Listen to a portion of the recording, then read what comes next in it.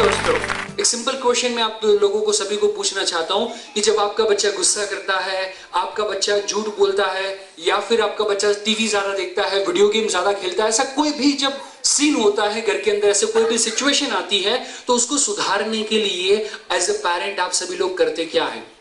तो सबसे पहले बच्चा कोई भी गलती करता है, बच्चा ज्यादा टीवी देख रहा है या अभी उसका होमवर्क बाकी है, तो एज ए पेरेंट हम सभी लोग उसकी ये गलती को सुधारने के लिए सबसे पहले क्या करेंगे? तो सबसे पहले हम क्या करते हैं, हम हमारे बच्चे को समझाते हैं। देख बेटा, मोनू, सोनू, नोनू, जो भी नाम है, प्यार से उसको समझाएंगे 5 मिनट, 10 मिनट, 15 मिनट, 20 मिनट, जब तक हमारा जूस नहीं निकलता है कि नहीं। 20 मिनट तक समझाएंगे, बच्चा हाँ हाँ मम्मी, हाँ हाँ मम्मी, और जैसा 20 मिनट खत्म हुआ, 20 मिनट के बाद वो बच्चा जैसा था, तो फिर हमें क्या आता है? गुस्सा आता है। हम हमारे बच्चे के ऊपर गुस्सा करते हैं, हम हमारे बच्चे को डांटते हैं, हम उसको धमकाते हैं। उसका इफेक्ट 15 मिनट तक तो रहता है। 15 मिनट के बाद फिर जो छोटे मियाँ थे वो वैसे के वैसे, और वो गलती जब बच्चा फिर से रिपीट करता है, तो उसकी गलती को सुधारने के लिए हम लोग क्या करते हैं? बच्चे को पनिश करते हैं, हम बच्चे को मारते हैं, हम बच्चे को शिक्षा करते हैं। मेरा एक सिंपल सा क्वेश्चन है, हमने बच्चे की गलती को इंप्रूव करने के लिए, बच्चे के अंदर इंप्रूवमेंट लाने के लिए सबसे पहले बच्चे को समझाया, बच्चा समझा नहीं, हमने बच्चे को धमकाया, बच्चा समझा नहीं, उसके बाद में हमने बच्चे को पनिश किया, फिर भी क्या बच्चा समझता है? यस और नो? बच्चे के अंदर जो लॉन्ग टर्म तक इंप्रूवमेंट चाहिए, क्या वो लॉन्ग टर्म का इंप्रूवमेंट आता है? यस और नो? एक सिंपल सा क्वेश्चन। तो हमारी जो ट्रेडिशनल पेरेंटिंग सिस्टम है, जिसके अंदर बच्चा कोई गलती करता है, हम बच्चे को रोकते हैं, बच्चा कोई गलती करता है, हम बच्चे को टोकते हैं, बच्चा फिर से कोई गलती करता है, हम बच्चे को ठोकते हैं। तो रोक, टोक एंड ठोक, ये तीनों की 3 सिस्टम हमने अप्लाई कर ली, उसके बाद में हमको रिजल्ट मिलता, बच्चे के अंदर इंप्रूवमेंट आता। आज के पहले कभी ऐसा हुआ है कि आपने बच्चे को पनिश किया, आपने बच्चे को मारा, और बच्चा आपके पास आया और आपको बोलता है कि पापा आज आपने मेरी आंखें खोल दी, आपने मेरी आंखें खोल दी, आज के बाद मैं टीवी का संन्यास लेता हूं, आज के बाद मैं कभी भी टीवी देखूंगा नहीं, आपने मुझे मारा और मेरी आंखें खोल दी, मेरा जीवन धन्य धन्य हो गया। क्या आज तक ऐसा कुछ हुआ है? नहीं हुआ है। तो जब हमने बच्चे को रोका, टोका, ठोका, इंप्रूवमेंट नहीं आया, जो हमें रिजल्ट चाहिए था वो रिजल्ट नहीं आया, मेरा सिंपल क्वेश्चन है, उसके बाद में आप लोग क्या करते हो? पहला नहीं रिजल्ट, तो दूसरा, दूसरा नहीं रिजल्ट, तीसरा, उसके बाद में चौथा क्या किया? टीवी चैनल लॉक कर दिया, छोड़ दिया। ओके, टीवी चैनल लॉक कर दिया। किसी ने बोला बच्चे को छोड़ दिया, किसके हवाले? ऊपर वाले के। अब सिंपल सी बात है दोस्तों, बच्चा भगवान की गिफ्ट है कि नहीं? तो भगवान को आप पे भरोसा था, उसके लिए तो पार्सल को नीचे भेजा था, और आप उसके भरोसे छोड़ रहे हो। चलो कोई बात नहीं। तो हम भगवान के भरोसे छोड़ देते हैं, या तो फिर हम टीवी का केबल कनेक्शन कट कर देते हैं, या ऐसा कुछ भी करते हैं, या तो फिर काफी आशावादी मम्मी पापा क्या करते मालूम है? फिर से शुरुआत करते हैं समझाने से। आशा कभी छोड़ते नहीं है, और रिजल्ट कभी मिलता, मुझे सभी लोगों की जोर से आवाज चाहिए, रिजल्ट कभी मिलता नहीं है। और क्या सिचुएशन आती है दोस्तों कि ये हमने बच्चे को रोका, बच्चे को टोका और बच्चे को ठोका, बच्चे के अंदर तो कोई इंप्रूवमेंट नहीं आता, लेकिन हमको भी यहाँ पे दर्द करता है। जिस दिन हमने बच्चे के ऊपर हाथ उठाया, उस दिन रात को हमको भी खाना अच्छा नहीं लगता, और रात की नींद हमारी भी उड़ जाती है। अग्रीड? यस और नो? Means what? जो रोकना, टोकना और ठोकना है, वो यदि मेथोडोलॉजी सही होती तो हमें रिजल्ट मिलना चाहिए था, हमें खुशी मिलनी चाहिए थी। अरे हम 12 साल से, 15 साल से हमारे बच्चों के साथ रोक, टोक, ठोक करते आ रहे हैं, लेकिन आज तक हमें रिजल्ट मिला? अरे बच्चों की बात छोड़ो, जब हम छोटे थे, हमारे मम्मी पापा हमारी परवरिश किया करते थे, उस समय को याद करो, तो हम भी कोई गलती करते थे तो हमको रोका जाता था, यस और नो? हम नहीं मानते थे, टोका जाता था, हम नहीं मानते थे, हमें ठोका जाता था, यस और नो? आज तक क्या हमारे मम्मी पापा को रिजल्ट मिला है? बोलो। तो रोक टोक एंड ठोक से ना ही हमारे मम्मी पापा को रिजल्ट मिला है और ना ही हमको मिला है। तो मेरा सिंपल सा क्वेश्चन है, आज से पहले हमने जो भी गलती की, क्या आज के बाद रोक टोक एंड ठोक के सिस्टम को कंटिन्यू करना है या कोई नया अच्छा वाला रास्ता ढूंढना है? मुझे सभी लोगों की जोर से आवाज सही, क्या करना है? नया रास्ता ढूंढना है। तो नया रास्ता ढूंढने से पहले हमें जानना पड़ेगा कि समाज के अंदर, सोसाइटी के अंदर यदि सभी घरों के अंदर ये प्रॉब्लम है तो ये प्रॉब्लम क्यों खड़े हुए? क्यों? क्योंकि यदि एक सिंपल सी बात है, बच्चे के अंदर कोई प्रॉब्लम होता तो एक घर के अंदर प्रॉब्लम होना चाहिए, दूसरे घर के अंदर नहीं। लेकिन यहां पे आप देखें तो पूरा ऑडिटोरियम भरा है और सभी के घरों के अंदर होलसेल में प्रॉब्लम लगे हुए हैं। इट मींस कहीं पे कोई अलग जगह पे कुछ प्रॉब्लम है, उसका रूट हम समझ नहीं पाए हैं। तो क्या उसका रूट है? हम जब हमारे बच्चे के भलाई के लिए उसको कुछ कहते हैं तो हमारा बच्चा हमारी बात क्यों नहीं मानता? वो हमसे ज्यादा उसके फ्रेंड सर्कल के लोगों की बात क्यों मानता है? उसके ऊपर मूवी का, सीरियल का इफेक्ट ज्यादा होता है, लेकिन मम्मी एंड पापा की एडवाइस का इफेक्ट नहीं होता। ऐसा क्यों? तो इसके ऊपर मैंने 2.5 साल से भी ज्यादा रिसर्च किया और रिसर्च करने के बाद में मुझे कुछ फैक्टर्स पता चले। एंड जो फैक्टर्स मुझे पता चले उसको मैं कहता हूं टी फैक्टर्स। और ये फैक्टर्स है जिसकी बदौलत आज हमको पता चलेगा कि मैंने मेरे बच्चे की भलाई के लिए उसको कुछ कहा हुआ है, फिर भी वो मेरी बात क्यों नहीं मानता। क्यों जनरेशन गैप हर 50-100 साल के बाद में खड़ा होता है? हर जनरेशन के अंदर आप देखेंगे तो जनरेशन गैप है। तो आज मैं आपको उसका सोशल साइंस बताने वाला हूं कि क्यों जनरेशन गैप खड़ा होता है। तो उसके लिए सारे के सारे टी फैक्टर्स हम सभी लोग साथ में मिलके याद रखने वाले हैं। उसके अंदर सबसे पहला फैक्टर आता है, दैट इज व्हाट? टैलेंट। किस तरीके से टैलेंट काम करता है, एक एग्जांपल आपको देना चाहता हूं। जरा सोचे कि आपके घर के अंदर इंटीरियर का काम चल रहा है, आपके घर के अंदर इंटीरियर का काम चल रहा है, आप, आपकी वाइफ, बच्चे एंड इंटीरियर डिजाइनर सभी लोग साथ में बैठे हुए हैं, 4-5 लोग, एंड सभी लोग डिसाइड कर रहे हैं कि कौन सा टेपेस्ट्री लगेगा, कौन सा कर्टेन लगेगा, कौन से टाइल्स लगेंगे, कौन सा कलर होगा, सोफे की कैसे डिजाइन होगी, डाइनिंग टेबल वगैरह सारी चीजें चूज कर रहे हैं। वो सारी डिजाइनिंग, कलर कॉम्बिनेशन, वो सारी चीजों का मैचिंग चल रहा है। मीनवाइल आपके घर की काम वाली बाई आती है और झाड़ू मारते मारते आपके पास पहुंचती है और आपके पास पहुंचने के बाद में आपको कुछ कहती है, आपको कुछ एडवाइस देती है और एडवाइस में आपको कहती है, सर आपने जो चूज किया है वो ठीक है, लेकिन सोफे की डिजाइन ये नहीं, आपको ये करवानी चाहिए, टेपेस्ट्री ये नहीं, उसकी जगह पे वो करवानी चाहिए, और कर्टेन तो ये चलेगा ही नहीं, उसकी जगह पे ये करवाना चाहिए। इस तरीके से आपको 2, 3, 4, 5, 10 एडवाइजेस देना चालू करती है। मेरा सिंपल सा क्वेश्चन, क्या आप सभी लोग उसकी बात मानेंगे?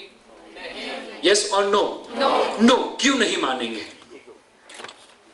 यस, ईगो बीच में आएगा। ओके, देन आफ्टर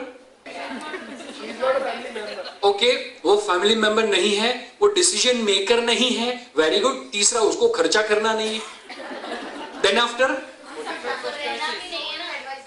ओके, हम सब साथ में हैं और हम सब डिसाइड करेंगे, वो क्यों एडवाइस देगी? क्योंकि उसका स्टेटस लो है।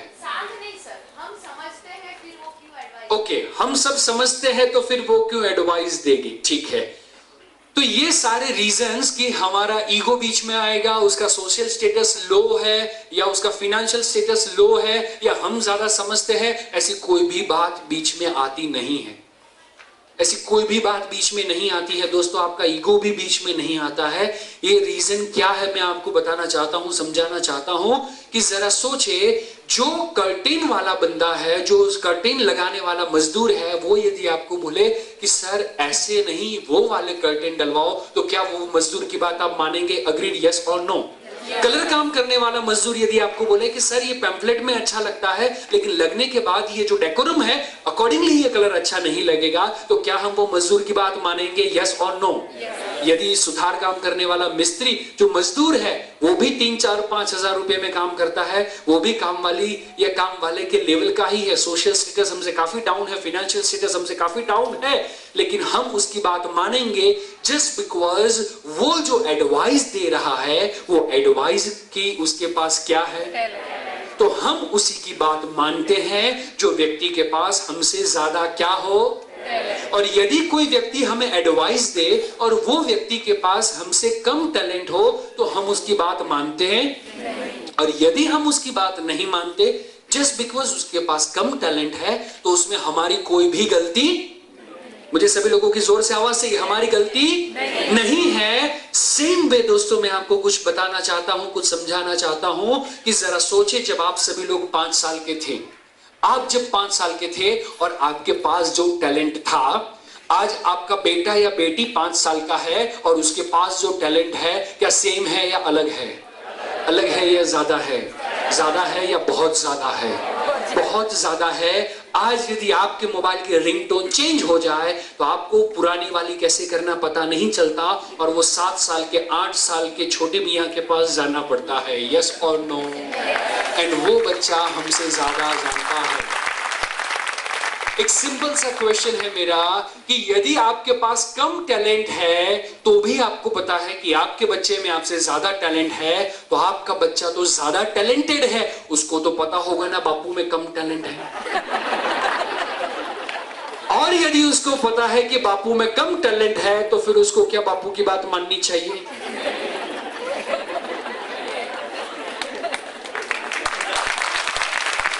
एंड इसीलिए आपका बच्चा आपकी बात नहीं मानता तो उसमें बच्चे की कोई भी गलती, मुझे सभी लोगों की आवाज सही है, जोर से आवाज सही है, बच्चे की कोई भी गलती नहीं है। देन आफ्टर नेक्स्ट फैक्टर की ओर हम जानने जा रहे हैं, and that is what? Target. पहले की जो समाज की व्यवस्था थी वो समाज व्यवस्था कुछ ऐसी थी कि जहां पे हरदम मम्मी और पापा दोनों बच्चों के टारगेट में रहते थे। आज वेडनेसडे है, आप में से कितने लोग हैं जो एवरी वेडनेसडे यहां पे 8 to 10 बैठने के लिए आते हैं? कोई नहीं। आज आपके पास करने के लिए काफी सारे काम थे, फिर भी आप सभी लोग 600-800 लोग आज यहाँ पे बैठे हुए हैं, वो सभी के सभी लोग अपने काम छोड़ते हुए यहाँ पे सुनने के लिए आए। जस्ट बिकॉज सक्सेसफुल पेरेंटिंग को सुनना वो आज के लिए आपके जीवन का क्या था? टारगेट था। और यदि आपका टारगेट नहीं होता तो आप नहीं आए होते, उसमें आपकी कोई भी गलती नहीं है। यदि मुझे डॉक्टर बनना है तो मुझे किसकी बात सुननी चाहिए, डॉक्टर की या बिजनेसमैन की? और यदि मुझे बिजनेसमैन बनना है तो मुझे किसकी बात माननी चाहिए, बिजनेसमैन की या इंजीनियर की? बिजनेसमैन की। तो ये चीज को ध्यान में रखते हुए पहले की जो सामाजिक व्यवस्था थी वो उस तरीके की थी कि राजा का बेटा राजा बनता था, उसका बेटा राजा बनता था, हजाम का बेटा हजाम का बेटा हजाम, वैद्य हकीम जो डॉक्टर उस समय के हुआ करते थे तो हकीम का बेटा हकीम का बेटा हकीम हुआ करता था, सोनी का बेटा सोनी का बेटा सोनी हुआ करता था। एंड इसीलिए बेटे के टारगेट में हरदम अपने पापा रहते थे। उसको प्रोफेशनल नॉलेज जो कुछ भी पाना था वो सिर्फ और सिर्फ अपने पापा के पास से पाना था। एंड इसीलिए बेटे को अपने पापा की बात सुननी पड़ती थी। हेलो। एंड बेटी हरदम वैसा सोचती थी कि जिस तरीके से मम्मी घर चलाती है मुझको भी घर चलाना सीखना है। मम्मी जिस तरीके से घर का काम करती है वो सारी चीजें मुझे सीखनी है। लेकिन आज मैं यदि आपको बताऊं तो आपकी 5 साल की बेटी आपके मुंह पे बोलती है मैं तेरे जैसे घर के काम करने वाली नहीं हूं। दूसरी बात, पहले क्या होता था, राजा का बेटा राजा, आज क्या हो रहा है? पापा की बात करें तो यदि पापा इंजीनियर है तो बेटा क्या करना चाहता है? अपना हेयर ड्रेसिंग सैलून खोलना चाहता है। और जो हजाम का बेटा है वो पढ़ लिख के इंजीनियर बनना चाहता है। डॉक्टर है उसका बेटा सोचता है कि मैं ड्रेस डिजाइनिंग करूंगा। और जो टेलर है जो दर्जी है उसका बेटा सोचता है मैं पढ़ लिख के डॉक्टर बनूंगा। आज आप जो भी प्रोफेशन में है, जो भी लेवल पे है, आपका बेटा वो बिजनेस के अंदर वो प्रोफेशन के अंदर आना चाहता नहीं है। एंड इसीलिए बेटी के टारगेट में मम्मी नहीं है और बेटे के टारगेट में पापा नहीं है। एंड मैं कहता हूं इसीलिए पापा की हालत पप्पू जैसी हो गई। हमारे बेटे के टारगेट में हम नहीं हैं, इसीलिए हमारा बेटा हमारी बात सुनता नहीं है। तो सबसे पहला कौन सा फैक्टर काम करता है? Talent. Second, target. Third factor काम करता है, दैट इज व्हाट? टेक्नोलॉजी। दोस्तों, टेक्नोलॉजी हमारे और हमारे बच्चों के रिलेशनशिप को बहुत अच्छी तरीके से और बहुत बुरी तरीके से इफेक्ट करते हैं। यदि हमारे जीवन के अंदर हमारे और हमारे बच्चों के साथ में जुड़े हुए जो कोई भी प्रॉब्लम्स है, वो सारे के सारे प्रॉब्लम्स की जड़ देखेंगे तो वो टेक्नोलॉजी आएगा। कैसे? आपके और आपके बच्चों के बीच में से टू व्हीलर निकाल दो, मोबाइल निकाल दो, इंटरनेट निकाल दो, वीडियो गेम्स निकाल दो, कंप्यूटर या लैपटॉप निकाल दो, तो कोई प्रॉब्लम बचेगा? Answer is no. तो जो कोई भी प्रॉब्लम खड़ा हुआ है just because of what? Just because of what? Technology. दूसरी बात आपको मैं बताना चाहता हूं, काफी सारे मम्मी पापा घर के अंदर एक कैसेट बजाते हैं, और कैसेट होती है अपनी बढ़ाई की, कि हम जितने अच्छे हैं, हम जितने संस्कारी हैं, हम जितने गुणी हैं, उतनी गुणी उतनी संस्कारी अब आगे वाली जनरेशन होने वाली नहीं है। ये सब आप सभी लोग जानते हैं, यस और नो? तो ये हम सभी लोग जानते हैं, और हम हमारे बच्चों को कहते रहते हैं कि हमने ये स्ट्रगल किया था, हमारे घर के अंदर खाने के वांदे थे, एक ही रूम के अंदर 5-5 लोग रहते थे, स्कूल के लिए अच्छी फैसिलिटीज नहीं थी, ना ही इतने अच्छे ट्यूशंस थे, ब्ला ब्ला ब्ला ब्ला ब्ला ब्ला ब्ला। ये कैसेट कितने घंटे तक चलती है? रोज चलती है आधे घंटे के लिए। आधे घंटे के लिए ये कैसेट चलती है, और मजे की बात क्या है दोस्तों, कि ये जब कैसेट चलती है तो बच्चों के रिएक्शन देखने के लायक होते हैं। तो बच्चों के रिएक्शन देखने के लायक होते हैं। जैसे ही मम्मी ने कैसेट चालू की, बड़ा भाई छोटी बहन को इशारा कर देता है, आधा घंटा सो जा, चलने वाला है आधे घंटे तक। और मम्मी क्या करती है, पापा क्या करते हैं, पापा हरदम बेटे को बेटी को एडवाइस देते रहते हैं कि हमारे समय पे फैसिलिटी नहीं थी, ये नहीं था, वो नहीं था, हम 5-5 किलोमीटर चड्डी पहन के स्कूल पे जाया करते थे, चल के जाते थे। आज आपको एक्टिवा मिल रहा है, फिर भी आप ट्यूशन में से बंक मारना चाहते हो। हम बच्चे को कुछ ऐसा कहते हैं, लेकिन एक बात मैं आपको बताना चाहता हूं कि आप सभी लोग अच्छे क्यों रहे, आप सभी लोगों के अंदर अच्छे संस्कार रहे, वो क्यों रहे? एक सिंपल सी बात दोस्तों, कि उस समय पे जब आप चड्डी पहन के 5-5 किलोमीटर जाया करते थे चलते हुए, उस समय पे चड्डी पहनना वो मजबूरी था। उस समय पे चड्डी वही पहना करते थे जिनके पास पैंट के पैसे नहीं हुआ करते थे। एंड आज चड्डी पहनना वो फैशन है। जितने जितने पैसे बढ़ते हैं,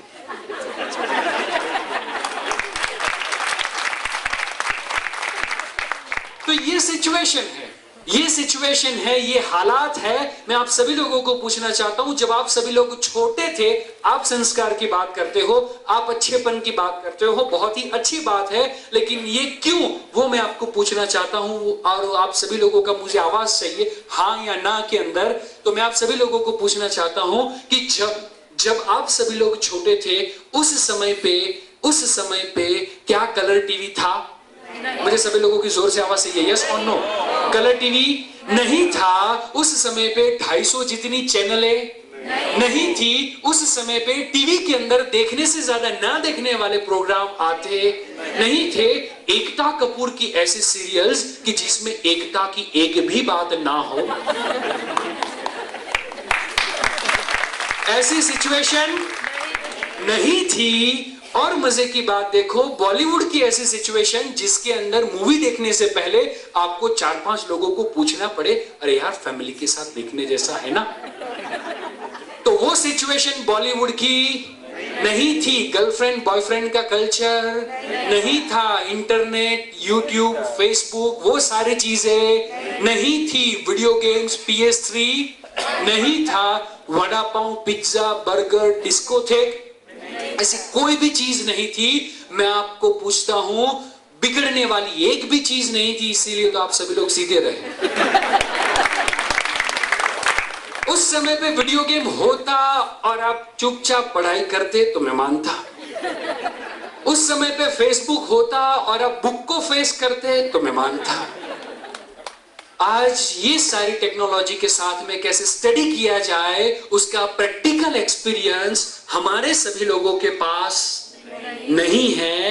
एंड हमें बच्चों को परवरिश देनी है ये सारी टेक्नोलॉजी के साथ में, कैसे पढ़ाई की जाए, कैसे करियर के अंदर मास्टरी लाई जाए, कैसे टाइम मैनेजमेंट किया जाए। हमारे समय पे टाइम मैनेजमेंट की जरूरत ही नहीं थी, कुछ था ही नहीं। तो या तो घर का काम करो या तो पढ़ाई करो। और उस समय पे काफी मम्मी इसीलिए पढ़ा करती थी क्योंकि यदि नहीं पढ़ेगी तो घर का काम करना पड़े। Very good. तो आज जो भी हम कर रहे हैं वो जस्ट बिकॉज ऑफ टेक्नोलॉजी, ये सारी चैलेंजेस आई हुई है। इन टेक्नोलॉजी की बदौलत बच्चे का जो ब्रेन का डेवलपमेंट है वो काफी फास्ट हुआ है। एंड इसीलिए यदि हमारा बच्चा हमारी बात नहीं मानता तो उसमें बच्चे की कोई भी गलती, मुझे सभी लोगों की जोर से आवाज सही है, बच्चे की कोई भी गलती नहीं है। तो मैं सिंपल सी बात कहता हूं, ये सारे फैक्टर्स की बदौलत यदि हमारा बच्चा हमारी बात नहीं मानता, उसमें बच्चे की कोई भी गलती, उसमें बच्चे की कोई भी गलती नहीं है। इसीलिए मैं कहता हूं, यदि आपका बच्चा आपकी बात नहीं मानता तो वो चिंता का विषय नहीं है। यदि आपका बच्चा आपकी बात नहीं मानता तो वो चिंता का विषय नहीं है। चिंता का विषय क्या है कि वो आपको देख रहा है। हेलो, चिंता का विषय यह है कि वो आपको देख रहा है। क्यों? मैंने ये मेरी बुक के अंदर लिखा हुआ है। क्यों? क्योंकि बच्चा वही करता है जो हम करते हैं। हम जो कहते हैं वो बच्चा कभी करता नहीं है। आज तक हमने बच्चे को कहा बेटा टीवी बंद करो, क्या किया? हमने बोला बेटा पढ़ने के लिए बैठ जाओ, अच्छे तरीके से पढ़ो, मन लगा के पढ़ो, क्या बच्चा करता है? मुझे सभी लोगों की जोर से आवाज से ये यस और no? Answer is absolutely no. तो हम जो कहते हैं वो बच्चा करता नहीं है, जस्ट बिकॉज हम जो करते हैं हमारा बच्चा वही करता है। अब में से काफी सारे लोगों ने कहा था कि बच्चे टीवी ज्यादा देखते हैं, वीडियो गेम ज्यादा खेलते हैं, लेकिन वो बच्चा जब छोटा था, कुछ खेल रहा था, रात के 8 साढ़े 8 बजे पापा घर के अंदर आए, खाना खाया, बच्चे को डांटने की फॉर्मेलिटी कंप्लीट कर दी। क्यों? क्योंकि मम्मी ने कंप्लेन की होती है तो वो करना ही पड़ता है। वो नहीं करेंगे तो फिर मम्मी की डांट खुद को खानी पड़ेगी। उससे अच्छा बच्चे को डांट दो। तो बच्चे को डांटने की फॉर्मेलिटी कंप्लीट की, अब बापू फ्री। तो फिर बापू क्या करते हैं? सोफे पे बैठते हैं, हाथ में रिमोट लेते हैं और टीवी चालू करते हैं और एक आसन करते हैं, और आसन का नाम क्या है? टीवी आसन। उसके बाद में मम्मी थोड़े टाइम के अंदर फ्री हुई। मम्मी भी फ्री होती है, और मम्मी कब फ्री होती है? जब सबसे इंपॉर्टेंट पर्सन आता है। कौन? काम वाला। सारे हस्बैंड को जेलेसी फील होती है कि काम वाले के साथ जितना प्यार से बोलती है उसका 10% भी मेरे साथ। सारे हस्बैंड ने पहले ताली बजाई। तो काम वाला आया, और मजे की बात क्या है, हमने उसका नाम भी क्या रखा है? काम वाला। जैसे हम सब काम बिना के हो, वो काम वाला आया, मम्मी फ्री हो गई, अब मम्मी भी सोफे पे बैठेगी और एक आसन करेगी। और कौन सा आसन करेगी? एंड इसीलिए बेटे के दिमाग में एक बात बैठ जाती है कि पापा फ्री तो कौन सा आसन, मम्मी फ्री तो कौन सा आसन, तो मैं भी जब भी फ्री तो कौन सा आसन। एंड हम आधे घंटे के लिए फ्री होते हैं, पौने घंटे के लिए फ्री होते हैं, लेकिन बच्चा तो 4-4 घंटों के लिए फ्री होता है। हेलो, एंड इसीलिए वो 4-4 घंटा टीवी देखता है। उस समय पे हम बच्चों को एडवाइस देते हैं, एडवाइस देते हैं। एडवाइस होता ही नहीं है, एडवाइस देते हैं कि बेटा इतना ज्यादा टीवी नहीं देखना चाहिए, वो नहीं करना चाहिए, ये नहीं करना चाहिए, लेकिन उसका रिजल्ट हमको मिलता नहीं है, जस्ट बिकॉज हमने जो किया एंड हमने जो कहा वो सेम नहीं है। बच्चे वही करते हैं, मैं सभी लोगों को रिपीट करवाना चाहूंगा, बच्चे वही करते हैं जो हम जो कहते हैं वो बच्चे करते नहीं है। दूसरा एग्जांपल देना चाहूंगा, ज्यादातर 2 बच्चे खेल रहे हो और एक खिलौना हो तो दोनों बच्चों के बीच में लड़ाई झगड़ा चलता है, और तब मम्मी आती है या पापा आते हैं और एक यूनिवर्सली कॉमन एडवाइस देंगे, बेटा प्यार से मिलजुल के खेलो, लड़ाई झगड़ा करना नहीं है। और वो बच्चा फिर भी लड़ाई झगड़ा करता है, खिलौने के लिए जिद करता है। ऐसा क्यों होता है? जस्ट बिकॉज वो बच्चा बचपन से देख रहा है कि ये खिलौने के लिए ये दोनों हर रोज हफ्ते में 7 दिन लड़ाई झगड़ा करते हैं और मुझे प्यार से रहने को बोलते हैं। एंड इसीलिए बच्चा हमारी बात मानता नहीं है। काफी मम्मी पापा आज मान के बैठ चुके हैं कि बच्चा जब बड़ा होगा तो अपने जीवन साथी की पसंदगी वो खुद करने वाला, और वो करेगा या करेगी तो हम भी उसको ना कहने का कोई फायदा नहीं है। ऐसा आज की जो नई जनरेशन है वो खुद की पसंद क्यों करना चाहती है? जस्ट बिकॉज उसने बचपन से देखा है कि मम्मी एंड पापा हफ्ते में 7 दिन एक दूसरे से लड़ाई झगड़ा करते हैं। इट मींस मम्मी पापा को खुद की पसंद ही पसंद नहीं है, तो फिर मेरी पसंद को पसंद कैसे करेंगे? एंड इसीलिए बच्चा बचपन से जानता है कि उनको एक दूसरे का कुछ टेस्ट पसंद ही नहीं है, अपनी खुद पसंद अच्छी तरीके से नहीं कर पाए तो मेरे को मेरा बंदोबस्त खुद करना पड़ेगा। तो समझने वाली बात है, बच्चा वही करता है जो हम करते हैं। आप में से कितने लोग हैं जो अपने बच्चों को सिखाते हैं कि ऑनेस्टी रखनी चाहिए, चोरी नहीं करनी चाहिए? आप में से कितने पेरेंट हैं जो अपने बच्चों को सिखाते हैं कि दूसरों का नुकसान नहीं करना चाहिए? Very good, everybody, almost everybody. आप में से कितने लोग हैं जो पायरेटेड मूवीज देखते हैं? हाथ मत उठाना, शूटिंग चल रहा है, पकड़े जाओगे। तो हम पायरेटेड मूवी माने चोरी का मूवी देखते हैं और उसके बाद में बच्चे को अच्छी संस्कार की बात करते हैं, ऑनेस्टी की बात करते हैं, तो वो बच्चा होके राजा या कलमाड़ी ही बनेगा, स्वामी विवेकानंद या अब्दुल कलाम नहीं बन सकता।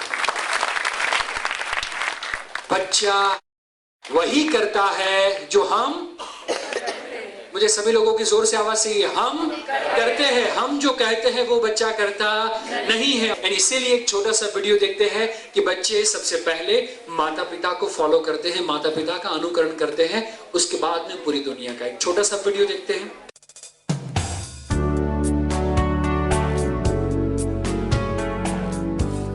बच्चे सबसे पहले किसकी नकल करते हैं? किसकी नकल करते हैं? माँ बाप की, और उसके बाद में पूरी दुनिया की। अभी लास्ट हफ्ते की बात है, एक पेरेंट मेरी ऑफिस पे आए बच्चे के काउंसलिंग के लिए और बच्चे की कंप्लेंट कर रहे थे कि मेरा बच्चा ऐसा है वैसा है, बहुत एग्रेसिव है, बहुत गुस्सा करता है, ये करता है वो करता है। फिर मैंने उनको पूछा कि बच्चे के अलावा आपके घर में और कौन गुस्सा करता है? तो हस्बैंड वाइफ लिटरली एक दूसरे के सामने देखने लगे। मैंने बोला अब बोलने की जरूरत नहीं है। तो यदि हम गुस्सा करेंगे तो बच्चा भी गुस्सा करने वाला है। तो बच्चा सबसे पहले अपने माता पिता को फॉलो करता है। एंड इसीलिए एज ए पेरेंट हमें हमारे बच्चे की साइकोलॉजी को समझना बहुत ही महत्वपूर्ण है। एज ए पेरेंट यदि हमने हमारे बच्चे की साइकोलॉजी को समझा हुआ है तो हम हमारे बच्चे को एक अच्छी और सही राह दिखा सकते हैं। क्यों? क्योंकि हर एक व्यक्ति की साइकोलॉजी अलग अलग होती है। दोस्तों, कभी कभार हम हमारे बच्चों को एडवाइस देते हैं, एडवाइस देते हैं और बच्चे के ऊपर उसका कोई इफेक्ट नहीं होता, या तो कभी कभार हमें सीधा उल्टा रिजल्ट मिलता है। तो ऐसा क्यों होता है? तो एक बार क्या हुआ कि एक छोटा सा लड़का और अपना रिजल्ट लेके आया, 8वीं 9वीं कक्षा में पढ़ रहा था, और जैसे ही पापा ने रिजल्ट देखा पापा बहुत गुस्से में आ गए। बोले तेरे ट्यूशन के पीछे हमने ये खर्च किया वो खर्च किया, और गधे बेवकूफ, जरा भी अकल नहीं है तेरे में। और मम्मी साइड में खड़ी खड़ी सोच रही है बिल्कुल बच्चा अपने पापा पे गया है। तो कुछ बोल नहीं सकती क्योंकि अभी बापू गुस्से में है। तो बच्चे को डांट रहे हैं, मार रहे हैं, धमका रहे हैं और बोले कि देख बाजू वाली रीना को देख कितना अच्छा स्कोर करके आई है, और गधा तू फेल होके आया है। बेटा बोलता है लेकिन पापा पापा क्या पापा पापा, देख बाजू वाली रीना को। बोले उसको देखता था उसके लिए तो फेल हुआ। तो बेटे का रीना को देखने का जो साइकोलॉजी था वो डिफरेंट था, और जो पापा बच्चे को रीना को देखने के लिए बोल रहे थे वो साइकोलॉजी डिफरेंट था। एंड इसीलिए यदि पापा की एडवाइस बच्चा मानता तो इफेक्ट नहीं आता। दूसरा एग्जांपल देना चाहूंगा कि यहाँ पे आप सभी लोगों ने एक ही समय पे एक ही व्यक्ति के द्वारा एक ही जगह पे आपने सभी लोगों ने सेमिनार अटेंड किया हुआ है। आप सभी लोगों को फीडबैक फॉर्म दिया जाए जब आप वापिस जा रहे हो तब, एंड आप सभी लोगों को बोला जाए कि आपको ये प्रोग्राम से रिलेटेड आपका फीडबैक देना है। डू यू थिंक इसमें से जो 750-800 लोग आज यहाँ पे बैठे हुए हैं सभी लोगों का फीडबैक सेम होगा? Answer is absolutely no. सभी लोगों ने एक ही बात सुनी हुई है, एक ही समय पे सुनी हुई है, लेकिन फिर भी सभी लोगों का फीडबैक अलग होगा। हस्बैंड एंड वाइफ का भी फीडबैक अलग होगा, जस्ट बिकॉज कि आप सभी लोगों की साइकोलॉजी क्या है, अलग अलग है। तो मैंने जो कहा वो आपने सुना, लेकिन जिस तरीके से मैंने समझाया शायद वो तरीके से आपने समझा नहीं है, जस्ट बिकॉज आपकी जो साइकोलॉजी है हर व्यक्ति की अलग अलग होती है। एंड इसीलिए यदि मुझे कुछ कहना है तो सभी लोगों की साइकोलॉजी को ध्यान में रखते हुए बोलना पड़ेगा, तभी मेरी बातों का प्रभाव आपके ऊपर होगा।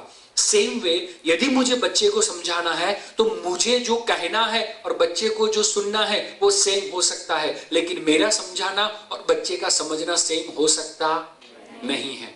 तो हमें बच्चे की साइकोलॉजी को जानना जरूरी है, और यदि हम बच्चे की साइकोलॉजी के अंदर मास्टरी ला दे, जो आज तक 5 लाख से ज्यादा पेरेंट ने लाई हुई है, एंड यदि उनके जीवन के अंदर पॉजिटिव बदलाव आया हुआ है, उनके बच्चों के जीवन के अंदर पॉजिटिव बदलाव आया हुआ है, तो वही बदलाव आपके जीवन में भी आ सकता है। तो ये कौन से स्टेप्स है, बच्चे की साइकोलॉजी किस तरीके से काम करती है, वो अब हम यहाँ पे जानने को जा रहे हैं। तो बच्चे की साइकोलॉजी 4 स्टेप्स के अंदर अब हम यहाँ पे जानेंगे और समझेंगे। तो सबसे पहले होता है इंसिडेंट। इंसिडेंट के साथ में जब भी कोई हमारी भावना जुड़ती है, इमोशंस जुड़ते हैं, तो हमारी बनती है बिलीफ, एंड बिलीफ के अकॉर्डिंगली कोई भी व्यक्ति का बिहेवियर होता है, उसका बिहेवियर होता है। एग्जाम्पल देना चाहूंगा ताकि ये बात क्लियर हो। फिर से ये बात हिंदी में रिपीट करूंगा और उसके बाद में एग्जाम्पल।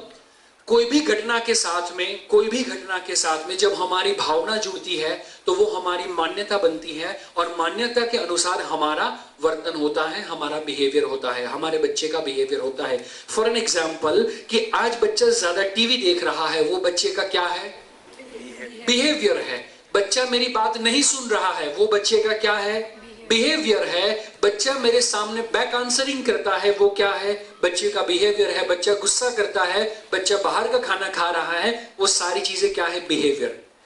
आज से पहले हमने क्या किया हुआ है कि बच्चे के बिहेवियर को चेंज करने के लिए हमने गलत और बुरे बिहेवियर को आज तक हमने काटा हुआ है। जैसे आप सभी लोगों को पूछा था कि बच्चा ज्यादा टीवी देखता है, आप क्या करते हो रोक टोक ठोक के अलावा? बोले केबल कनेक्शन ही काटते थे।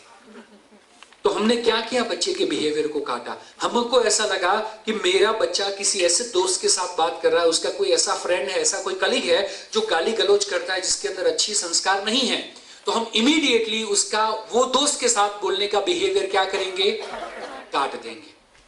तो सेम वे हम सभी पेरेंट बच्चे के बिहेवियर को काटने में लगे हुए होते हैं, लेकिन उसके पीछे उसकी जो बिलीफ है वो बिलीफ को जानते नहीं है।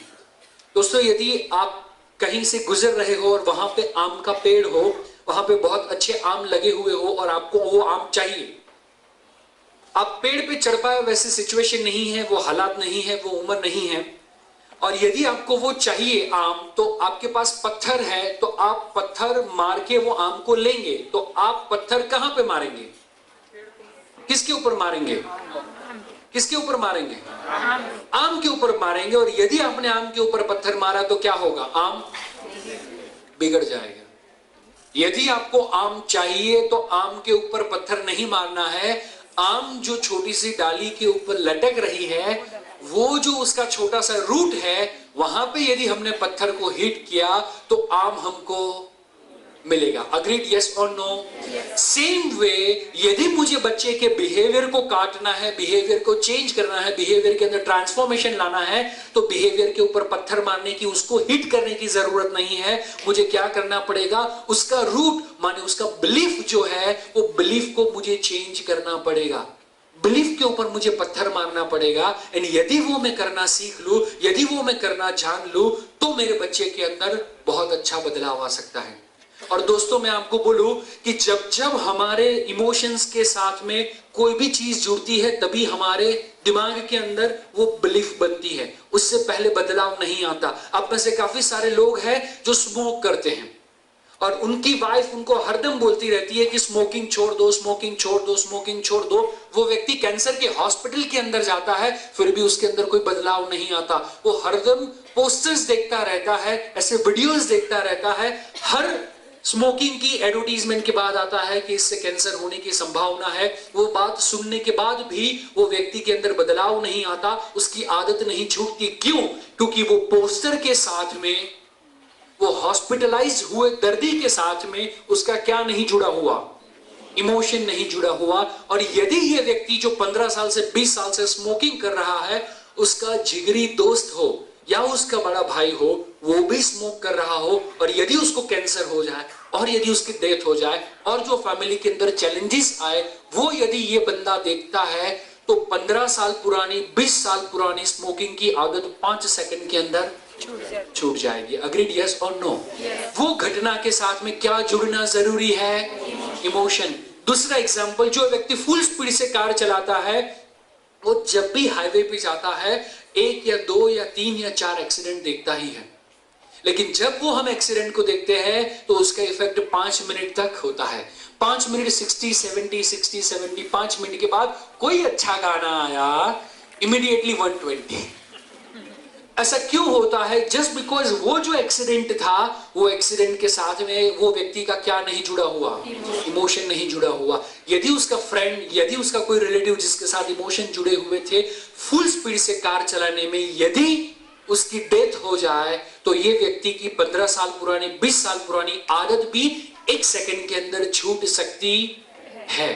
तो कोई भी व्यक्ति के अंदर बदलाव कब आता है? जब उसकी बिलीफ सिस्टम में चेंज हो। और बिलीफ सिस्टम चेंज कब होती है? जब इमोशन के साथ कोई घटना जुड़े तब। एग्जाम्पल आपको और देना चाहूंगा दोस्तों, कि जब हम हमारे बच्चे को रोकते हैं, टोकते हैं या ठोकते हैं, हमें कोई भी इंप्रूवमेंट नहीं मिलता ना। क्यों नहीं मिलता? जस्ट बिकॉज जब भी हमने बच्चे को रोका, टोका या ठोका, मेरा सिंपल सा क्वेश्चन है, हम बच्चे के इमोशन के पास जाएंगे या दूर जाएंगे?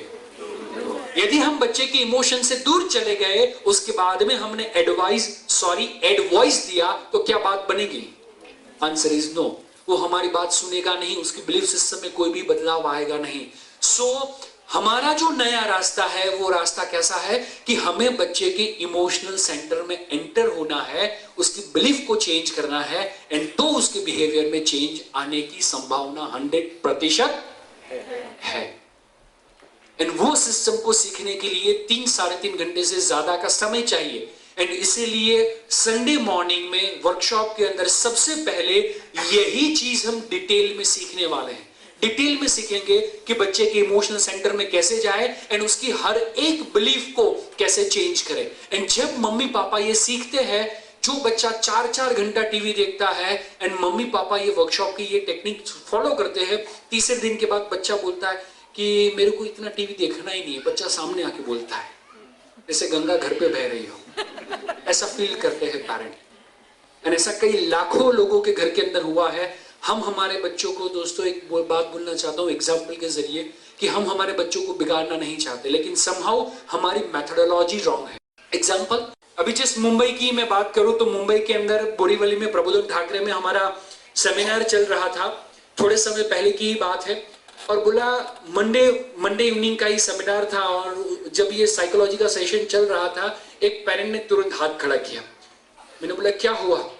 बोले सर, यदि आपने एक दिन पहले एडवर्टीजमेंट दिया होता मेरा 1.5 लाख बच जाता। मैंने बोला कैसे?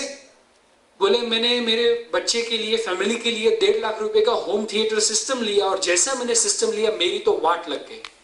क्यों? क्योंकि वो 24 घंटे वो टीवी ही देखना चाहता है। रात को 2-2, 3-3 बजे तक हम उठे और जब देखे बच्चा क्या कर रहा है, वो 10th के अंदर है, तो वो पढ़ाई नहीं कर रहा होता, वो क्या देख रहा होता है? टीवी देख रहा होता। हमको सुला देता है, बोले आप सो जाओ, मैं पढ़ लूंगा, कोई टेंशन नहीं है। लेकिन अब हमें टेंशन होने लगा। हमने उसको बहुत समझाया, रोका, टोका, ठोका, कुछ भी रिजल्ट नहीं मिला। मैं उसका प्लग काट के आज देखो आपके सामने लेके आया हूं। इसका रास्ता दिखाओ। दोस्तों ज्यादातर हम यही करते हैं, जब बच्चा 8, 9, 10th, 11 या 12th में आए और जब बच्चा ज्यादा टीवी देख रहा हो, तो ज्यादातर मम्मी पापा क्या करते हैं, चैनल को लॉक कर देते हैं, रिन्यू नहीं करवाते, या फिर वो टीवी को मालिये पे लगा देते हैं। और जब हम ऐसा करते हैं, हमने क्या किया, बच्चे के बिहेवियर को काटा। लेकिन हम बच्चे के बिहेवियर को काटते हैं, लेकिन बच्चे की बिलीफ को चेंज नहीं कर पाते। एंड जब तक बच्चे की बिलीफ चेंज नहीं होती, बच्चे के अंदर कोई चेंज नहीं आता। ज्यादातर बच्चों के साथ क्या होता है कि जब मम्मी ने ये वायर काटा या तो टीवी बंद किया, ऐसी कोई भी सिचुएशन हुई, बच्चा अपने दोस्त के घर पे जाना चालू करता है। मम्मी अकेले पढ़ने में कंटाल आता है, मेरे दोस्त के घर पे जाऊं स्टडी करने के लिए, होमवर्क करने के लिए, मेरे को ये मैथ्स में पता नहीं चलता, और वो है ना मैथ्स का मास्टर है। मम्मी को लगता है वाह, टीवी बंद करने का फायदा तो एटलीस्ट उसने सामने से बात तो की, पढ़ाई की। तो फिर मम्मी क्या करती है, मम्मी बोलती है जाओ बेटा। एक दिन गया, 2 दिन गया, 3 दिन, 4 दिन, हफ्ता, 15 दिन, 20 दिन, हर रोज वहीं पे जा रहा है, 4-4, 5-5 घंटा जा रहा है। फिर मम्मी को लगा कि दाल में कुछ, इसीलिए मम्मी उसकी मम्मी को फोन करती है और बोलती है आपका बेटा मेरा बेटा दोनों पढ़ रहे हैं, जरा आप ख्याल रखना, जरा बीच बीच में देखते रहना कि वो बेडरूम में स्टडी ही कर रहे हैं या टीवी वगैरह कुछ देख रहे हैं। तब उसकी मम्मी भी फोन रखा, गई, पता चला दोनों टीवी देख रहे थे। उसकी मम्मी हो गई गुस्सा और बोला कि देख तेरी मम्मी ने तो वहां पे टीवी बंद किया, तू मेरे बच्चे को आके बिगाड़ रहा है। उसने भी टीवी मालिए पे। अब ये जो रोहन है ये रौनक को गालियां दे रहा है, साले तेरी वजह से मेरा भी गया। अब ये जो है साइकोलॉजी उसकी टीवी देखने की, वो अभी तक चेंज नहीं हुई। एंड इसीलिए क्या करता है रौनक, अपने घर से निकलता है, यहां की मम्मी खुश, वहां की मम्मी खुश कि अब टीवी बंद, अब तो पढ़ने के लिए ही मिलेंगे। लेकिन सिचुएशन क्या होती है दोस्तों कि बच्चा यहां से निकलता है, अपने दोस्त के घर पे पहुंचने से पहले 15 मिनट कोई पान के गल्ले पे खड़ा रहता है और वो वहां पे टीवी देखता है। क्यों? क्योंकि अभी तक वो बिलीफ है टीवी देखने में मजा, वो अभी तक चेंज नहीं हुआ है। हमने सिर्फ बिहेवियर को काटा है। एंड उसके बाद में अपने दोस्त के घर पे गया, वहां पे आधा घंटा, 1 घंटा, 2 घंटा पढ़ाई किया, उसके बाद में घर पे आते वक्त और 15 मिनट ठहरा और टीवी देखा, फिर अपने घर पे आया। ये मम्मी भी खुश, वो मम्मी भी खुश, ये बच्चा भी खुश कि मैंने अपना काम कर लिया। 15 दिन, 20 दिन जब जब वो पान के गल्ले पे खड़ा रहता, किसी को स्मोकिंग करते हुए देखता, किसी को तंबाकू खाते हुए देखता, किसी को गुटखा खाते हुए देखता, और ये बच्चे को स्मोकिंग की आदत धीरे धीरे धीरे धीरे लगनी शुरू हो जाती है। एंड जब एक दिन पापा अपने बेटे को पान के गल्ले पे खड़े होते हुए स्मोकिंग करते हुए देखते हैं, उसको वहीं से हाईजैक कर लेंगे, उठा लेंगे और सीधा डाल देंगे 3rd डिग्री सबसे बड़े हिटलर के पास। कौन?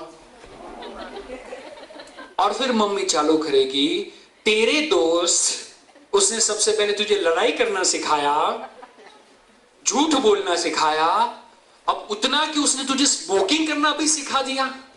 एंड फिर रोक टोक एंड ठोक हमेशा चलती रहेगी दोस्तों। लेकिन एक बात आपको सभी को पूछना चाहता हूं, क्या यहाँ पे बेटे का इंटेंशन स्मोकिंग करना था? यस और नो? क्या मम्मी का इंटेंशन था कि मेरा बेटा स्मोकिंग करना सीखे और उसके बाद में मैं उसको मारूं? कोई तो चांस मिलना चाहिए ना मारने के लिए। क्या ऐसा इंटेंशन मम्मी का था? यस और नो? लेकिन क्या ऐसा हुआ? यस और नो? यस, ऐसा हुआ जस्ट बिकॉज बच्चा ना ही गलत है ना ही मम्मी पापा गलत है। लेकिन क्या गलत है? मेथोडोलॉजी गलत है। हमारा बच्चे को परवरिश करने का तरीका गलत है, हमारा सिस्टम गलत है। एंड ये सिस्टम को हमें चेंज करना पड़ेगा। मैं आपको पूछना चाहता हूं कि यदि आपने ये सिस्टम संडे को सीख लिया, हम सभी लोग साथ में मिलकर सीखेंगे, एंड उसके बाद में आप आपके बच्चे के अंदर जो भी परिवर्तन चाहते हैं वो परिवर्तन आना शुरू हो जाएगा, वो परिवर्तन आना शुरू हो जाएगा। और जरा सोचो कि वो बच्चे के अंदर परिवर्तन आ जाए तो आपका पेरेंटिंग गोल क्या रहेगा? आप आपके बच्चे के अंदर कौन सा इंप्रूवमेंट लाना चाहेंगे? आप ऐसा चाहेंगे कि आपका बेटा क्रिएटिव हो, या आप ऐसा चाहेंगे कि आपके बेटे के अंदर कम्युनिकेशन स्किल पावरफुल हो, या फिर आप ऐसा चाहेंगे कि मेरा बच्चा एकदम कॉन्फिडेंट हो कि कोई भी एग्जाम वो बिंदास जाके लिख के आ पाए? अब क्या चाहेंगे आपके बेटे के अंदर? आप इसमें से कौन सी क्वालिटी चाहेंगे? मुझे आप लोगों के पास से आंसर चाहिए। इसमें से कौन सी क्वालिटी चाहिए? ट्रूथनेस, कितने पेरेंट चाहेंगे कि मेरा बेटा सच्चा इंसान बने? Very good. कितने पेरेंट है जो चाहेंगे कि मेरे बेटे के अंदर ऑनेस्टी हो? कितने पेरेंट है जो चाहेंगे कि मेरे बच्चे के अंदर हेल्पिंग नेचर हो, वो मुझे हेल्प करे? कितने पेरेंट चाहेंगे कि मेरा बेटा मुझे रिस्पेक्ट दे? जरा हाथ खड़ा करेंगे। Very good. और कितने पेरेंट चाहेंगे जो सबके मन में आ रहा है, सारी की सारी क्वालिटी हो? Very good. सभी लोग चाहते हैं कि ये सारी की सारी क्वालिटी हमारे बच्चों के अंदर हो, लेकिन एक सिंपल सा क्वेश्चन, ये सभी क्वालिटी हमारे अंदर ही, तो फिर बच्चे के अंदर ये सारी की सारी क्वालिटी कोई एक बच्चे के अंदर पॉसिबल है?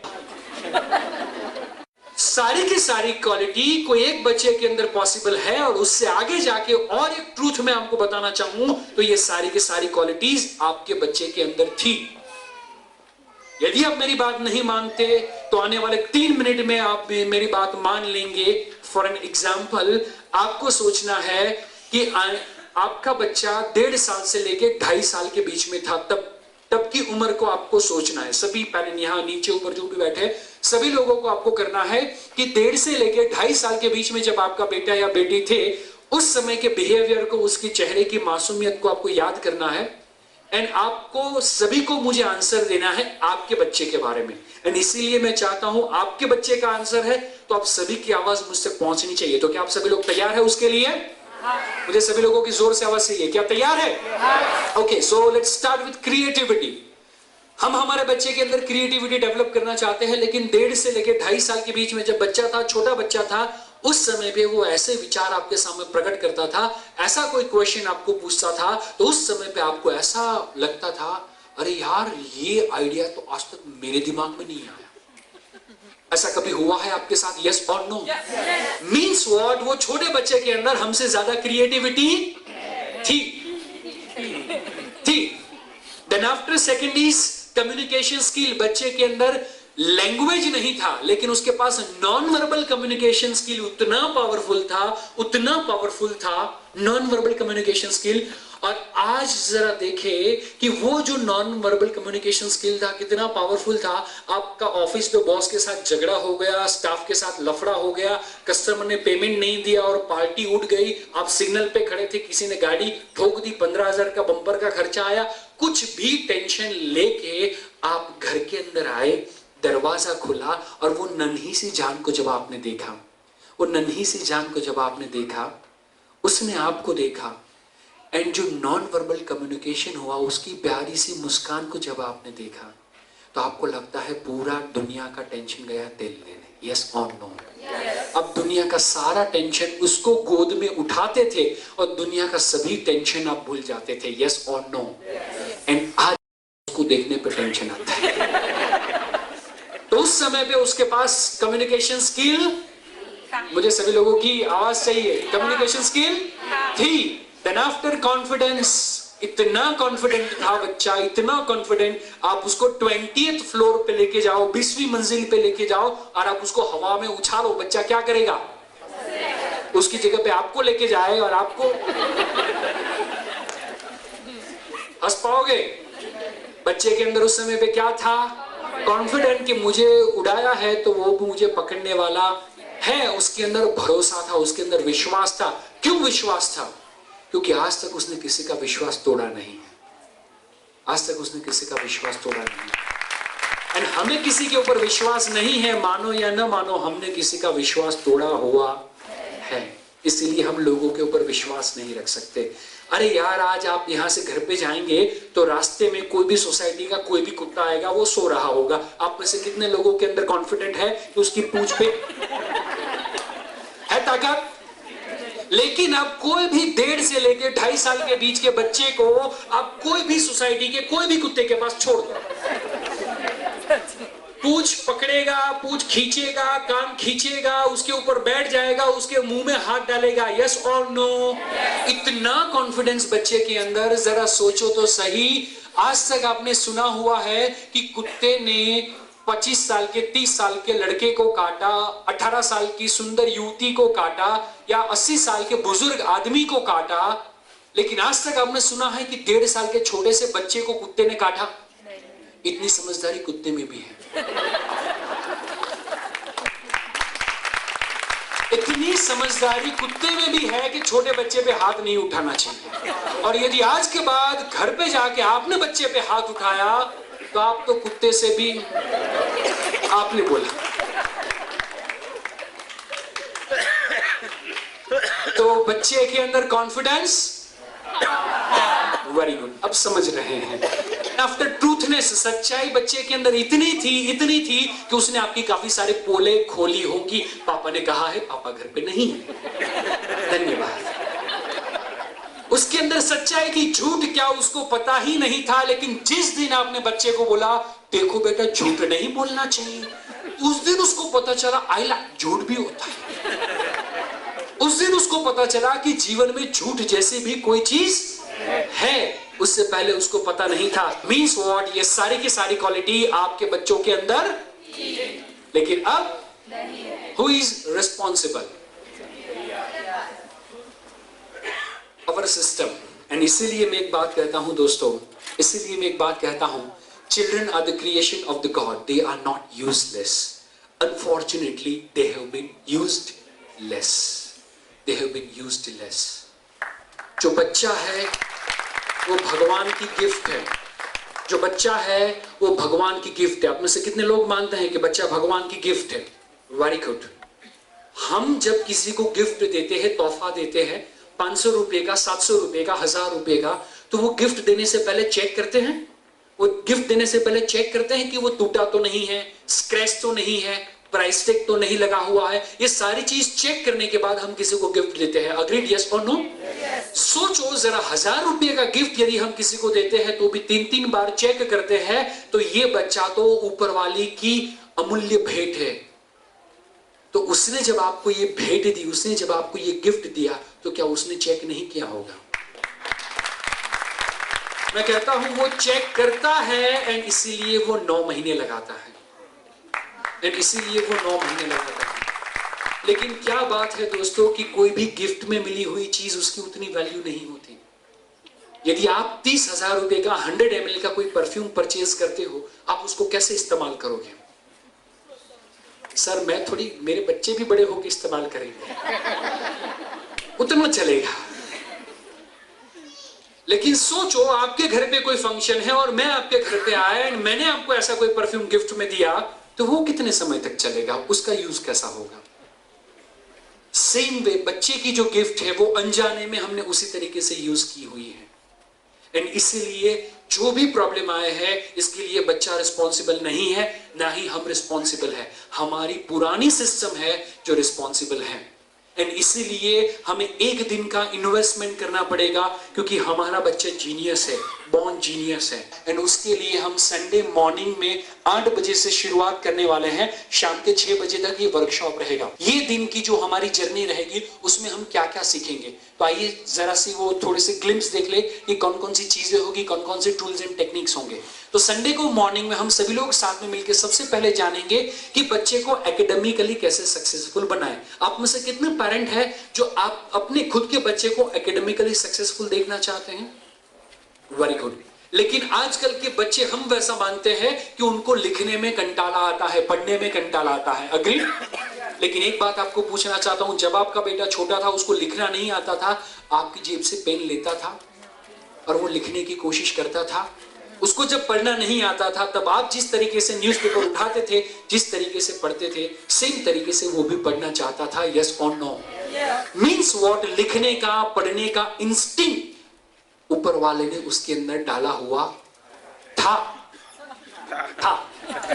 उसके बाद में हमने पढ़ाना चालू किया। वाह, धन्य है माँ बाप। उसके बाद में हमने पढ़ाना चालू किया, आज वो पढ़ाई लिखाई से दूर चला जा रहा है। एंड इसीलिए हमें सबसे पहले जानना जरूरी है कि बच्चे को पढ़ाई लिखाई के लिए मोटिवेट कैसे किया जाए, बच्चे को एकेडमिकली कैसे सक्सेसफुल बनाया जाए। और ये वर्कशॉप की जो टेक्निक फॉलो करते हैं, जो भी मम्मी पापा साथ में मिलते हुए ये टेक्निक को फॉलो करते हैं, बच्चे के अंदर 10 to 15% रिजल्ट के अंदर इंप्रूवमेंट आता है। जो 60% वाला बच्चा था वो 70-80 पे पहुंचना शुरू हो जाता है, जस्ट बिकॉज कि मम्मी पापा अपनी मेथोडोलॉजी को चेंज करते हैं। देन आफ्टर हम सभी लोग साथ में मिलकर जानने वाले हैं, and that is how to reduce TV and games by 60%। आज बच्चा गेम में क्या सीखता है?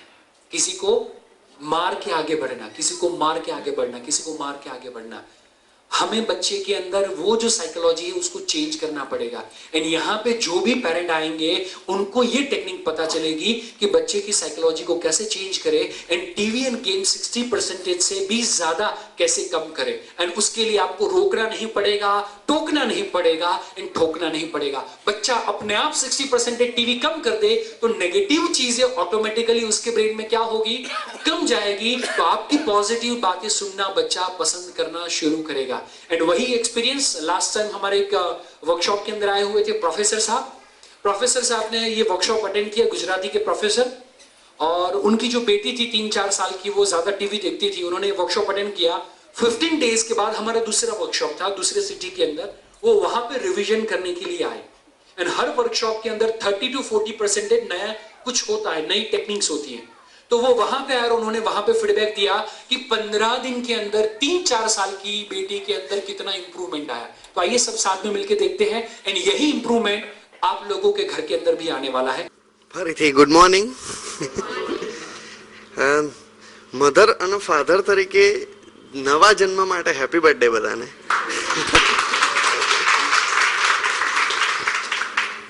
અમે ગઈ વખતે સરની જોડે હતા ત્યારે મારો એક પ્રોબ્લેમ હતો। મારી દીકરી છે 3 વર્ષની।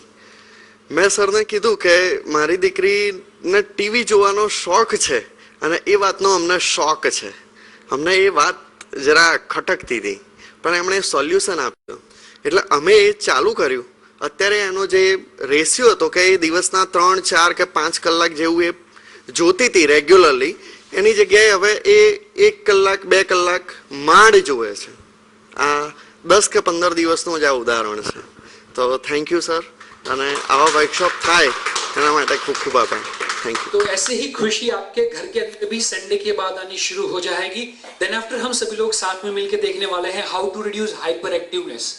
आजकल यदि हम बच्चों के अंदर देखने जाएंगे तो बच्चों का पढ़ाई के अंदर कंसंट्रेशन नहीं है, just because of what, hyper activeness. वो एक जगह पे शांति से बैठ नहीं पाते, बच्चे हाइपर एक्टिव हैं।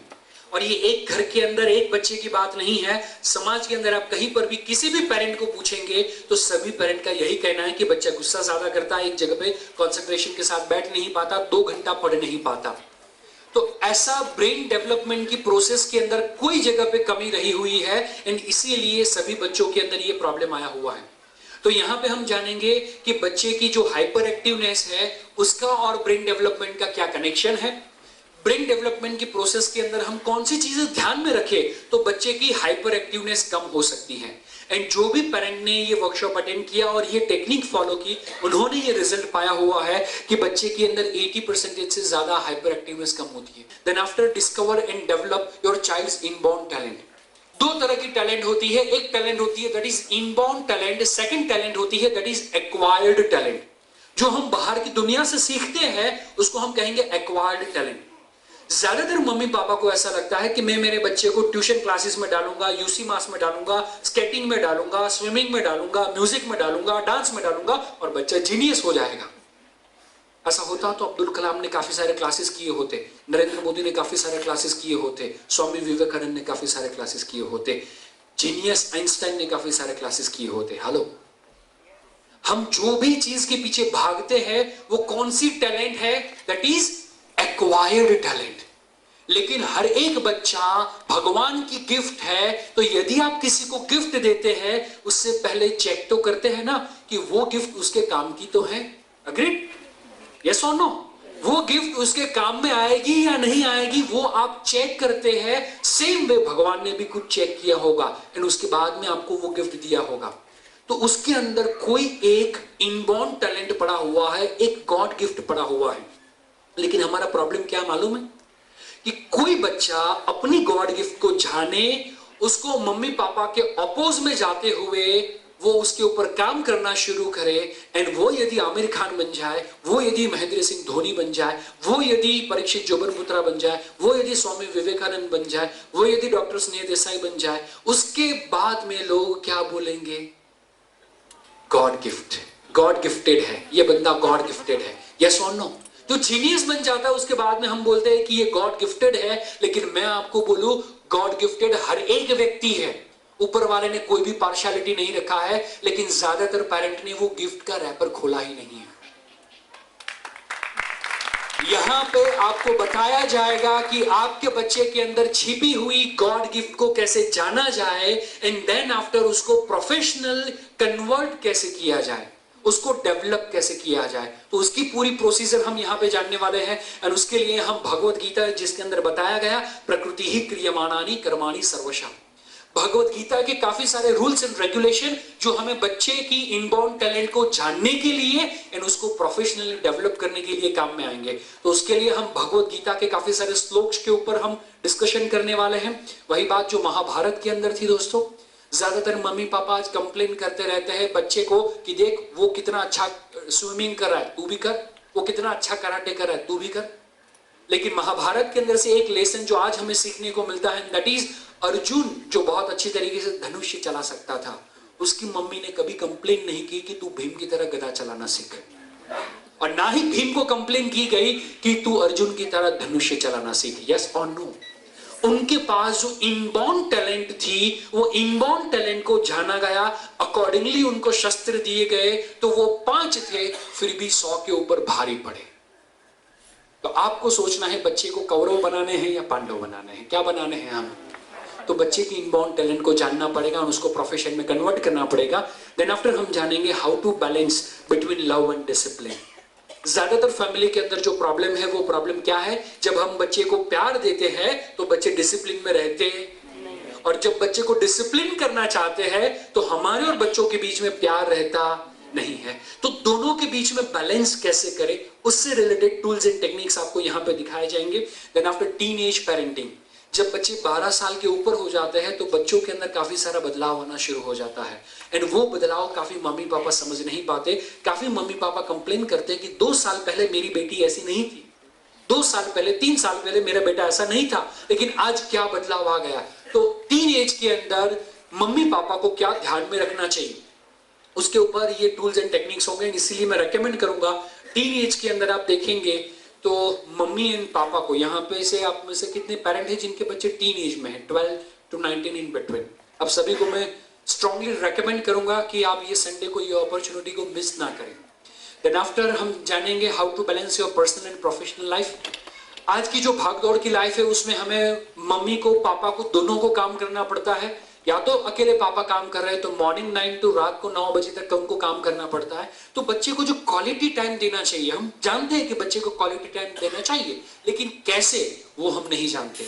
तो personal life and professional life को कैसे बैलेंस की जाए एंड कैसे कम समय में बच्चे को क्वालिटी टाइम दिया जाए, उसके ऊपर हम टूल्स एंड टेक्निक्स जानने वाले हैं। देन आफ्टर सबसे लास्ट में हम जानने वाले हैं that is how to develop family values in your child. मैं बोलूं आज से पहले, इससे पहले जो भी टेक्निक आपने देखी ना, वो भूल जाओ, उसमें से कोई भी टेक्निक सीखने की जरूरत नहीं है यदि ये टेक्निक नहीं है तो। आपका बच्चा, आप क्या चाहते हैं कि 95% हो और विदाउट एनी संस्कार, और संस्कार ना हो, आपको रिस्पेक्ट ना देता हो, तो क्या ऐसा 95% वाला आपको बच्चा चाहिए? मुझे सभी लोगों की आवाज चाहिए, यस और नो? नो। लेकिन 59% हो, लेकिन अच्छे संस्कार हो, अच्छी तरीके से लोगों के साथ पेश आता हो, मम्मी पापा और एल्डर्स लोगों को रिस्पेक्ट देता हो, तो आपको कैसा बच्चा चाहिए? ए विदाउट संस्कार 95 एंड बी विद संस्कार 59। क्या चाहिए आपको? बी। हमें चाहिए संस्कार, लेकिन हमारा फोकस क्या है? मार्क्स। हेलो, गुड मार्क्स हमारा फोकस है, गुडनेस हमारा फोकस नहीं है। एंड यहां पे आपको बताया जाएगा कि बच्चे के अंदर किस तरीके से फैमिली वैल्यूज को इम्बाइब किया जाए। आजकल बच्चे मोबाइल के पीछे, जब बच्चे को हाथ में मोबाइल दिया तो वो मम्मी पापा की बात सुनते नहीं हैं, वो एसएमएस के पीछे लगे रहते हैं। तो मोबाइल है, इंटरनेट है, ऐसे फ्रेंड्स है, ऐसे माहौल के अंदर बच्चे के अंदर फैमिली वैल्यूज कैसे डालना, उसकी नई टूल्स एंड टेक्निक्स आपको यहाँ पे सिखाई जाएगी। और दोस्तों, मैं आपको एक बात बोलूं कि जरा आप देखें नई पीढ़ी को। ये जो नई पीढ़ी है, जाने अनजाने में कौन से कल्चर को फॉलो कर रही है? हमारे पूर्व के कल्चर को फॉलो कर रही है या वेस्टर्न, पश्चिम के कल्चर को फॉलो कर रही है? किसको? वेस्टर्न कल्चर को, पश्चिम के कल्चर को फॉलो कर रही है। जरा आप देखेंगे, उनको सुबह में जल्दी उठना पसंद नहीं है, रात को डिस्को में जाना उनको पसंद है। उनको रोटी दाल चावल पसंद नहीं है, लेकिन उनको क्या पसंद है? पिज्जा, बर्गर, मैगी वगैरह उनको पसंद है। एक सिंपल सी बात मैं आपको बोलता हूं, आप सभी मम्मी पापा और जो भी बच्चे आए हैं, सभी लोगों को ध्यान में रखना चाहिए, हमारा देश सूर्य की पूजा करता है। हमारा देश, हम सूरज की पूजा करते हैं। तो इसीलिए मैं हर बार कहता हूं दोस्तों कि सीखे एक बात सूरज के पास से, सीखे एक बात सूरज के पास से कि वो भी जब पश्चिम में गया है तो वो भी डूबा ही डूबा है। और यदि हम ब्लाइंडली पश्चिम की संस्कृति को फॉलो करेंगे तो एक दिन आज जो अमेरिका की हालत है, आज जो यूरोप की हालत है, वही हालत हमारी फैमिली कल्चर की होने वाली है। एंड इसीलिए हर एक पेरेंट को यह जानना जरूरी है कि नई पीढ़ी जब मोबाइल के एडिक्टेड हो चुकी है, फेसबुक के एडिक्टेड हो चुकी है, तो उनके अंदर फैमिली वैल्यूज को कैसे डाला जाए। एंड इसलिए हर बार मैं कहता हूं दोस्तों कि लैपटॉप वहां का यूज करो, पश्चिम का टेक्नोलॉजी वहां की काफी आगे है, वो हमसे काफी एडवांस है। तो मैं कहता हूं लैपटॉप वहां का यूज करो, लेकिन लैपटॉप इंडिया का यूज करो। लैपटॉप अपना यूज करना चाहिए, लैपटॉप वहां का होगा तो चलेगा, लेकिन सभ्यता और संस्कृति हमारी होनी चाहिए। एंड वो टूल्स एंड टेक्निक्स आपको बताए जाएंगे जिसकी बदौलत आप आपके बेटे के अंदर अच्छी से अच्छी टेक्नोलॉजी दे पाए, उसको अच्छे से अच्छा एजुकेशन दे पाए, लेकिन उसके साथ में अच्छे से अच्छे संस्कार कैसे दिए जाए। ये सारी टूल्स एंड टेक्निक्स आपको समझाई जाएगी। संडे को हम सभी लोग साथ में मिलकर सीखेंगे पूरे दिन के लिए। और अब बात करते हैं मुद्दे की, दैट इज इन्वेस्टमेंट। इसके लिए ज्यादातर हमारे बॉम्बे के अंदर, सूरत के अंदर हर जगह पे वर्कशॉप होते रहते हैं पूरे इंडिया के अंदर। तो इसके लिए जो नॉमिनल फीस रहती है दैट इज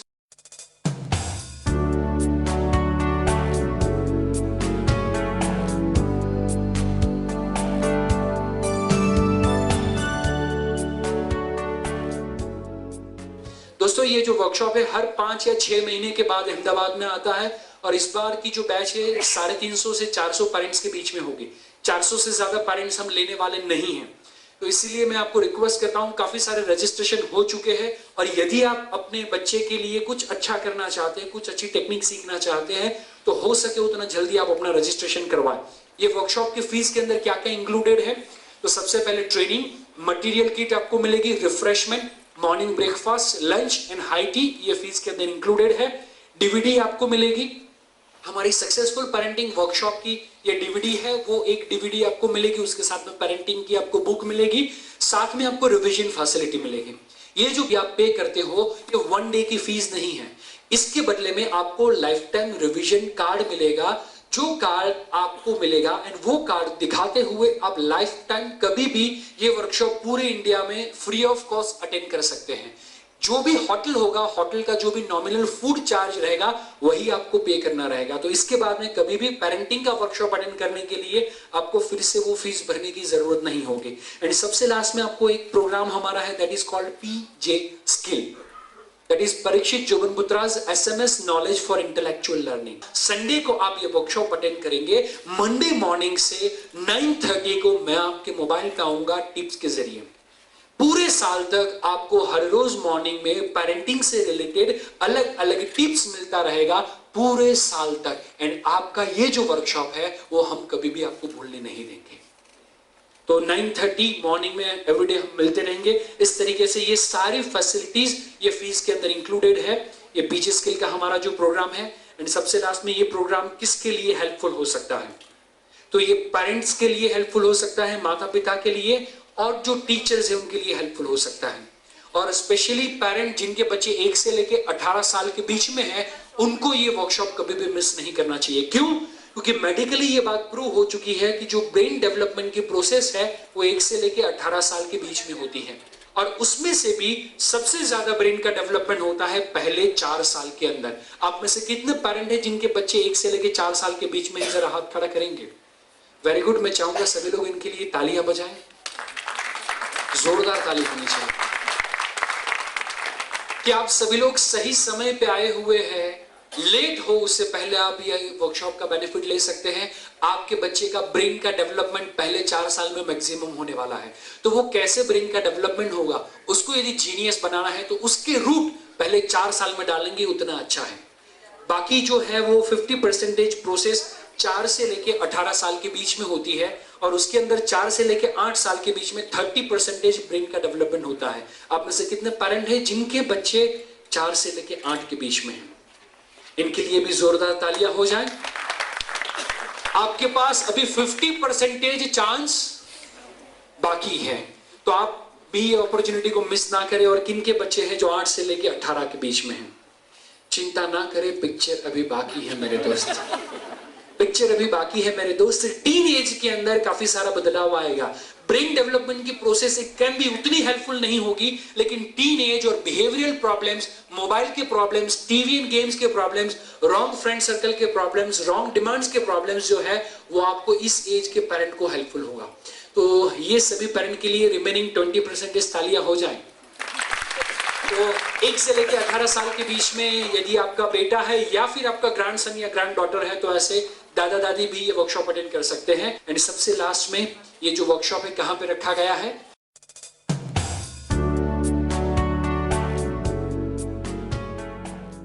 माने आने वाले संडे को मॉर्निंग 8 बजे शुरू होगा, शाम के 6 बजे तक चलेगा।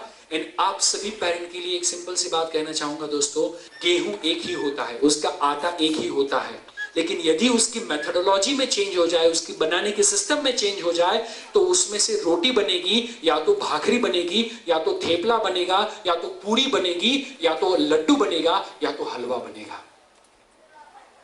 जो रूट है वो सेम है, जो सोर्स है वो सेम है, लेकिन जो सिस्टम बदलती है तो वो जो आउटपुट है वो बदल जाता है। सेम वे आपको ध्यान में रखना है कि आपके बेटे की करियर के अंदर सिर्फ रोटी बनानी है 2-5 रुपए की, या 15 रुपए का आपको परोठा बनाना है, या फिर आपको 20 रुपए का लड्डू बनाना है, या फिर आप उसको हलवा बना के प्रसाद सोसाइटी के लिए बने, वैसा आप चाहते हैं। और वो सारी चीजें आधारित है आपके सिस्टम के ऊपर। तो अब सभी लोगों को मिलेंगे संडे मॉर्निंग में 6:30 to 6:45 के इन बिटवीन। आप सभी लोग यहाँ पे आए, उसके लिए मैं आपका तहे दिल से शुक्रिया अदा करता हूँ। Thank you very much.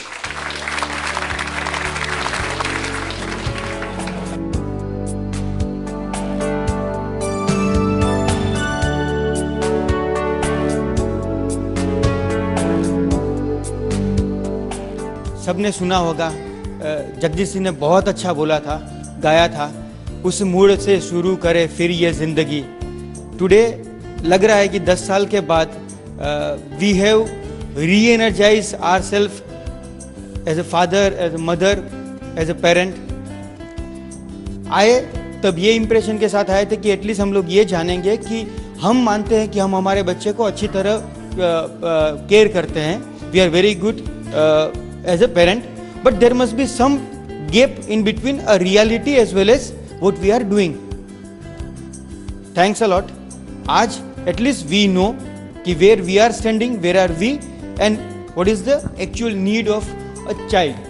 At till date, as an individual, I felt that okay, whatever I am doing for my kid is okay, and I can understand his mentality better. But when I came over here and you gave us the questions yesterday, तो तब ऐसा लगा कि नहीं, कहीं ना कहीं कुछ छोटी छोटी भूल होती है, थोड़ी चूक होती है, तो उससे जितना रिजल्ट मिलना चाहिए वो नहीं मिलता। और कभी कभी तो ऐसा होता है कि बिल्कुल उल्टा रिजल्ट मिलता है, तो वो हम रेक्टिफाई डेफिनेटली करेंगे। और एक स्ट्रॉन्ग चीज़ मेरे सामने जो उभर के आती है कि वो भी एक सेपरेट आइडेंटिटी के साथ बॉर्न हुआ है, वो एक सेपरेट इंडिविजुअल है, तो उसकी आइडेंटिटी को हमें स्वीकार करना है, उसको हमारा एक पार्ट बना के नहीं रखना है। We have to accept him as a separate individual. उसकी एक आइडेंटिटी है, उसको हमें ग्रो करना है। तो उसकी प्लस माइनस हर एक में होता है, गुड क्वालिटीज, बैड क्वालिटीज, तो उसको साथ में लेके चलना है। और जो बैड क्वालिटीज है उसके रेशियो को कम करना है। We can not totally discard that, but उसके रेशियो को एज फार एज पॉसिबल कम करना है और उसको पॉजिटिव एनर्जी में कन्वर्ट करना है। हेलो फ्रेंड्स, मुझे यहाँ आकर ऐसा लगता है कि मेरे बच्चे कितने भोले मासूम हैं और मैंने उनको कितना आज तक टॉर्चर किया है। मैंने शायद उन्हें पैदा तो ज़रूर कर दिया था, लेकिन आज तक मैं उन्हें पहचान नहीं पाई थी, उनके साथ अच्छी तरह से रह नहीं पाई। पहले के ज़माने में क्या था कि गुरु हुआ करते थे, तो अपने को कोई भी प्रॉब्लम हो तो गुरु को जाके पूछ लो तो अपना problem solve.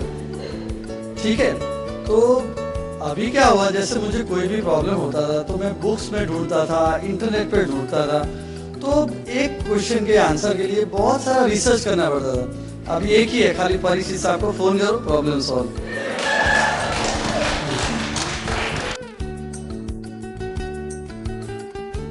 The three things that I really liked in the workshop, one was that emotional association part. How to negatively and positively associate yourself with the thoughts and the things. Second was these 7 laws that were there, and third was this thing. I think that the laws that we have learned here, they not only apply to a parent-child relationship. I think these laws can be applied to any relationship.